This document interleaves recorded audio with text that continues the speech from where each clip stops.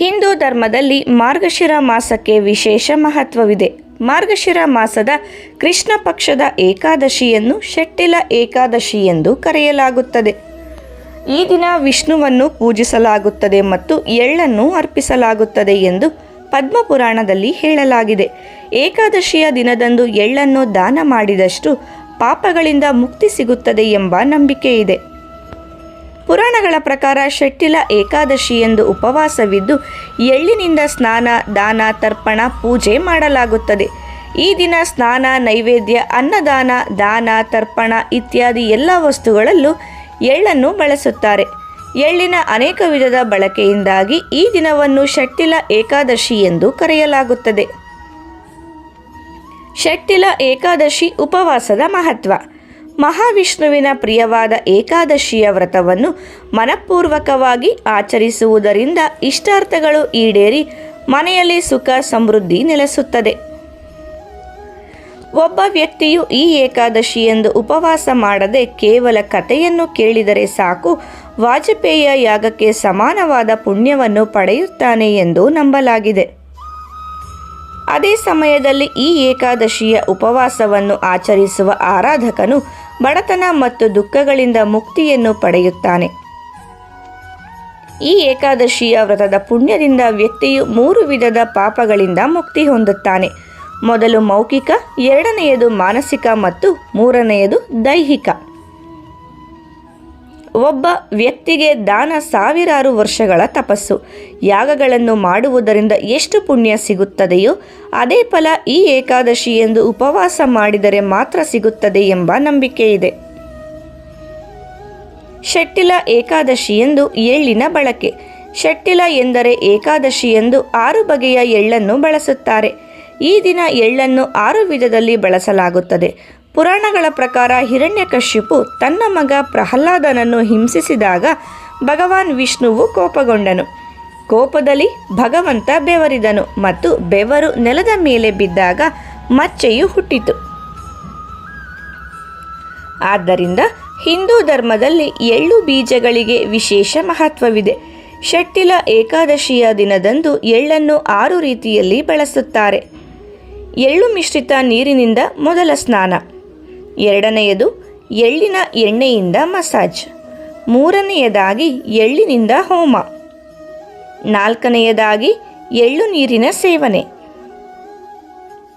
ಐದನೆಯದಾಗಿ ಎಳ್ಳನ್ನು ದಾನ ಮಾಡಬೇಕು, 6ನೇ ಮತ್ತು ಕೊನೆಯದಾಗಿ ಎಳ್ಳಿನ ಖಾದ್ಯಗಳು. ಈ 6 ವಿಧಾನಗಳಲ್ಲಿ ಎಳ್ಳನ್ನು ಬಳಸುವುದರಿಂದ ಒಬ್ಬ ವ್ಯಕ್ತಿಯು ಅಕ್ಷಯ ಪುಣ್ಯವನ್ನು ಪಡೆಯುತ್ತಾನೆ ಮತ್ತು ಭಗವಾನ್ ವಿಷ್ಣುವಿನ ಕೃಪೆಯಿಂದ ಎಲ್ಲ ಪಾಪಗಳು ನಾಶವಾಗುತ್ತವೆ. ಇದರಿಂದಾಗಿ ವ್ಯಕ್ತಿಯು ಸ್ವರ್ಗದಲ್ಲಿ ಸ್ಥಾನವನ್ನು ಪಡೆಯುತ್ತಾನೆ.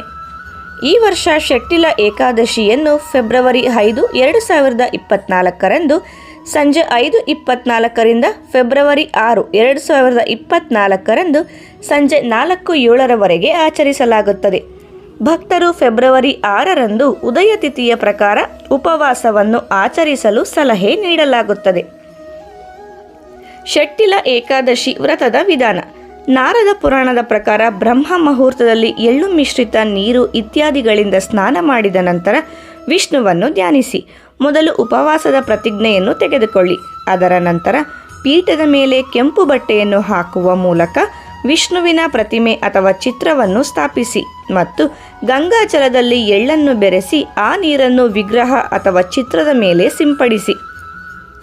ಶೆಟ್ಟಿಲ ಏಕಾದಶಿಯ ದಿನದಂದು ಘಟಸ್ಥಾಪನೆಗೆ ವಿಶೇಷ ಮಹತ್ವವಿರುವುದರಿಂದ ಮನೆಯಲ್ಲಿ ಧೂಪ ದೀಪದಿಂದ ಘಟವನ್ನು ಸ್ಥಾಪಿಸಿ. ಏಕಾದಶಿ ವ್ರತವನ್ನು ಆಚರಿಸಿ ಭಗವಾನ್ ವಿಷ್ಣುವಿನ ಷೋಡಶೋಪಚಾರ ವಿಧಾನದಿಂದ ಹೂವುಗಳು, ಧೂಪ, ದೀಪ, ವೀಳ್ಯದೆಲೆ ಮುಂತಾದವುಗಳಿಂದ ಪೂಜಿಸಿ. ಅದರಲ್ಲಿ ಎಳ್ಳನ್ನು ಬೆರೆಸಿ. ನಿಯಮಾನುಸಾರ ಪೂಜೆ ಮಾಡಿದ ನಂತರ ವಿಷ್ಣು ಸಹಸ್ರನಾಮ ಪಠಿಸಿ. ದೇಸಿ ತುಪ್ಪದ ದೀಪದಿಂದ ಆರತಿ ಮಾಡಿ. ಶೆಟ್ಟಿಲ ಏಕಾದಶಿಯ ದಿನ ದೇವರಿಗೆ ಎಳ್ಳನ್ನು ಅರ್ಪಿಸಲಾಗುತ್ತದೆ. ಇದರೊಂದಿಗೆ ಎಳ್ಳು ಬೀಜಗಳನ್ನು ಸಹ ತಿನ್ನಲಾಗುತ್ತದೆ. ಶೆಟ್ಟಿಲ ಏಕಾದಶಿಯ ದಿನ ಎಳ್ಳು ದಾನಕ್ಕೆ ವಿಶೇಷ ಮಹತ್ವವಿದೆ. ಆದ್ದರಿಂದ ಎಳ್ಳನ್ನು ದಾನ ಮಾಡಿ. ಮಾರ್ಗಶಿರ ಮಾಸದಲ್ಲಿ ಎಳ್ಳನ್ನು ದಾನ ಮಾಡಿದಷ್ಟು ಸಹಸ್ರಾರು ವರ್ಷಗಳ ಕಾಲ ಸ್ವರ್ಗದಲ್ಲಿ ನೆಲೆಸುವ ಅವಕಾಶ ಸಿಗುತ್ತದೆ ಎಂದು ಹೇಳಲಾಗುತ್ತದೆ. ಈ ದಿನ ಸಂಜೆ ಮತ್ತೆ ವಿಷ್ಣುವನ್ನು ಪೂಜಿಸಿ ಆರತಿ ಮಾಡಿ ಎಳ್ಳಿನಿಂದ ಓಂ ನಮೋ ಭಗವತೆ ವಾಸುದೇವಾಯ ನಮಃ ಎಂಬ ಮಂತ್ರವನ್ನು 108 ಬಾರಿ ಜಪಿಸಿ ಹವನವನ್ನು ಮಾಡಿ. ರಾತ್ರಿಯಲ್ಲಿ ಭಗವಾನ್ ವಿಷ್ಣುವನ್ನು ಧ್ಯಾನಿಸಿ ಜಾಗರಣೆ ಮಾಡಿ ಮತ್ತು ಮರುದಿನ ಬ್ರಾಹ್ಮಣರಿಗೆ ಆಹಾರವನ್ನು ನೀಡಿದ ನಂತರ ಪಾರಣವನ್ನು ಮಾಡಬೇಕು. ಶೆಟ್ಟಿಲ ಏಕಾದಶಿ ವ್ರತದ ಕತೆ.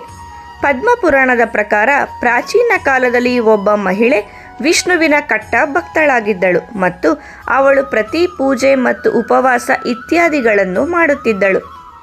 ಉಪವಾಸವನ್ನು ಆಚರಿಸುವ ಮೂಲಕ ಅವರ ಮನಸ್ಸು ಶಾಂತಿಯಾಯಿತು ಮತ್ತು ಅವರ ದೇಹವೂ ಶುದ್ಧವಾಯಿತು.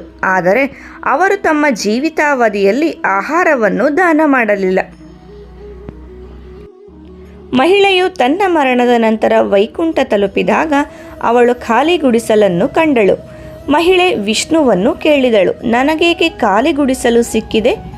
ಆಗ ದೇವರು, ನೀನು ಯಾವತ್ತೂ ಏನನ್ನೂ ದಾನ ಮಾಡಲಿಲ್ಲ, ಆದ್ದರಿಂದ ನಿನಗೆ ಈ ಫಲ ಸಿಕ್ಕಿದೆ ಎಂದು ಹೇಳಿದರು. ಒಮ್ಮೆ ನಾನು ನಿನ್ನ ಉದ್ಧಾರಕ್ಕಾಗಿ ಭಿಕ್ಷೆ ಕೇಳಲು ಬಂದಿದ್ದೆ, ಆದರೆ ನೀನು ನನಗೆ ಮಣ್ಣಿನ ಮುದ್ದೆಯನ್ನು ಕೊಟ್ಟೆ. ಇದರಿಂದ ವಿಷ್ಣು ಲೋಕದಲ್ಲಿ ನಿನಗೆ ತೃಪ್ತಿ ಸಿಗುವುದಿಲ್ಲ ಎಂದು ಹೇಳುತ್ತಾನೆ. ಭಗವಾನ್ ವಿಷ್ಣುವಿನ ಮಾತುಗಳನ್ನು ಕೇಳಿದ ಮಹಿಳೆಯು ಪಶ್ಚಾತ್ತಾಪ ಪಟ್ಟಳು ಮತ್ತು ತಾನು ತಪ್ಪನ್ನು ಸರಿಪಡಿಸುವ ಮಾರ್ಗವನ್ನು ಭಗವಂತನಲ್ಲಿ ಕೇಳಿದಳು. ಆಗ ಶ್ರೀಹರಿಯು, ದೇವಕನ್ಯೆಯರು ನಿಮ್ಮನ್ನು ಭೇಟಿಯಾಗಲು ಬಂದಾಗ ಅವರನ್ನು ನಿಮ್ಮ ಗುಡಿಸಲಿಗೆ ಆಹ್ವಾನಿಸಬೇಕು ಮತ್ತು ಅವರು ಶೆಟ್ಟಿಲ ಏಕಾದಶಿಯ ಉಪವಾಸದ ಬಗ್ಗೆ ಹೇಳುವವರೆಗೂ ಗುಡಿಸಲ ಬಾಗಿಲನ್ನು ತೆರೆಯಬೇಡಿ ಎಂದು ಹೇಳಿದನು. ಒಮ್ಮೆ ದೇವಕನ್ಯೆ ಆ ಮಹಿಳೆಯ ಗುಡಿಸಲಿಗೆ ಬಂದು ಶೆಟ್ಟಿಲ ಏಕಾದಶಿಯ ಮಹತ್ವವನ್ನು ಹೇಳುತ್ತಾರೆ. ಅದರ ನಂತರ ಮಹಿಳೆಯು ವಿಧಿವಿಧಾನಗಳ ಪ್ರಕಾರ ಶೆಟ್ಟಿಲ ಏಕಾದಶಿ ವ್ರತವನ್ನು ಪೂರ್ಣಗೊಳಿಸುತ್ತಾಳೆ.